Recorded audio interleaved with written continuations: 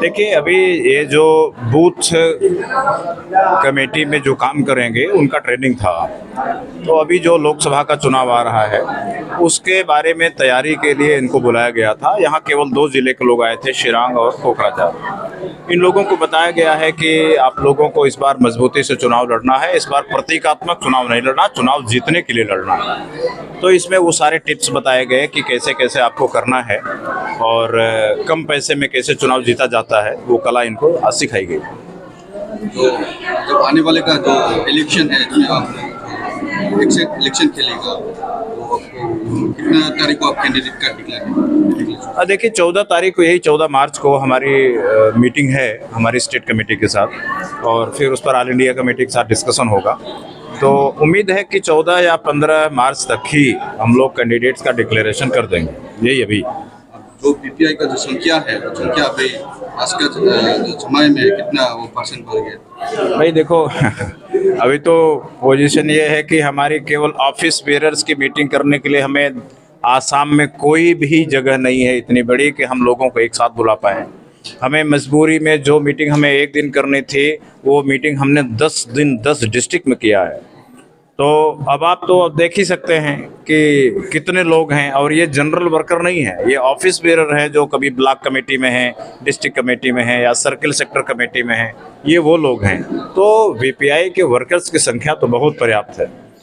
जो आप लोग जो भारत को जो चलाने को मौका मिले, तो आप लोग कैसा चलाएंगे?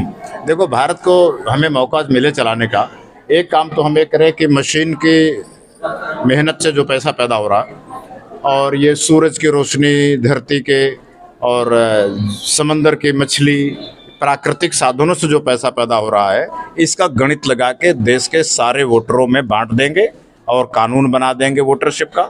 जिनको सरकारी नौकरी नहीं है और जिन लोगों का बिजनेस नहीं है बड़ा, उन सब लोगों के अकाउंट में 8,500 रुपया देंगे।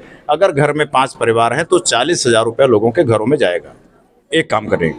दूसरी बात, हमारे हाथ में देश की लगाम आएगी तो हम पाकिस्तान, बांग्लादेश, नेपाल, श्रीलंका, भूटान, हम इन सभी राष्ट्रपतियों से दोस्ती कर लेंगे। और इनसे दोस्ती करके, जैसे यूरोप की एक करेंसी बन गई, एक सेना बन गई, एक पार्लियामेंट बन गई, उसी तरह हम साउथ एशियन सभी कंट्रीज़ का एक नोट, एक सेना, एक पार्लियामेंट बना के इनकी दोस्ती करा देंगे, एक यूनियन बना देंगे। और इसके बाद लड़ाई झगड़े, मार काट, दंगा, युद्ध, इंटरनेशनल वार सब खत्म हो जाएगा।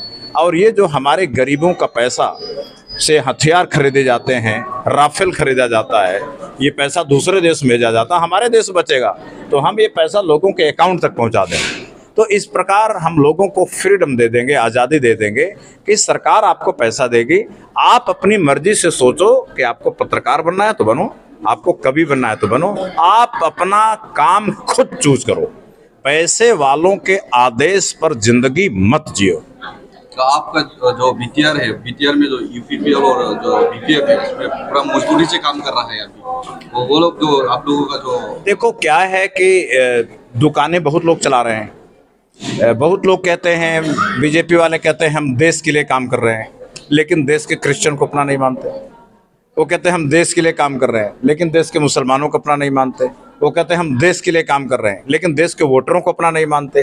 तो ये तो क्या है, ये कहीं पे नज़ारे, कहीं पे निशाने, ये करते हैं लोग। उसी तरह बीटीआर की भी जो पार्टियां हैं, वो अपनी अपनी दुकान चला के कहते हैं हम बोडो जाति के लिए काम कर रहे हैं। अगर बोडो जाति के लिए काम कर रहे हो तो एक पार्टी चलाओ, 2 पार्टी क्यों चलाते हो? तो इस बार बोडो जनता भी समझ रही है। बोडो जनता इस बार सबक सिखाएगी। सारी बोडो जनता इस बार ये दुकान चलाने वालों को छोड़ देगी। इनकी झूठ पकड़ी गई है। ये बीजेपी के कब्जे में है, दोनों बीजेपी के कब्जे में हैं। अगर बीजेपी को वोट देना है तो सीधा बीजेपी को देंगे। इसलिए इस बार बोडो कम्युनिटी पूरी तरह वोटर्स पार्टी को वोट देगी। इलेक्शन में आप देख लेना। आपका जो एमपी इलेक्शन का जीतने का उम्मीद कितने परसेंट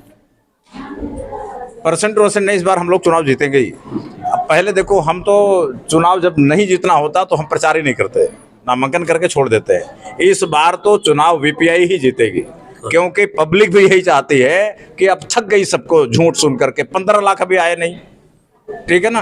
कांग्रेस की हालत बहुत बुरी हालत है।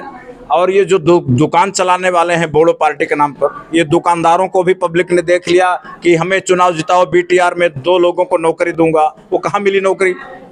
तो झूठ बोलने वाले बेनकाब हो चुके हैं। इस बार सब लोग जानते हैं ये जो नो जात नो पात, वोटर वोटर एक जात करने वाली पार्टी है, इसी को वोट देंगे सब लोग। सर बीके पार्टी ने आने वाला जो एमपी इलेक्शन है ना, वहाँ पे कौन सा पार्टी से कॉन्टेस्ट हो सकते हैं? नहीं, अलायंस नहीं, हम अलायंस किसी के साथ नहीं करेंगे। अलायंस हम इसलिए नहीं करेंगे कि हमारा झगड़ा है जो नेताओं को अमीर बनाने के लिए पार्टियां काम कर रही हैं, उनके खिलाफ हमारी लड़ाई है। हम वोटरों को अमीर बनाने के लिए कर रहे हैं, तो उनके साथ शेर और हिरन की एक पार्टी अलायंस हो ही नहीं सकता।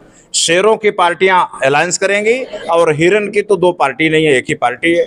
तो शेर और हिरन की पार्टी में अलायंस ना कभी हुआ ना होगा, हो नहीं सकता। Thank you.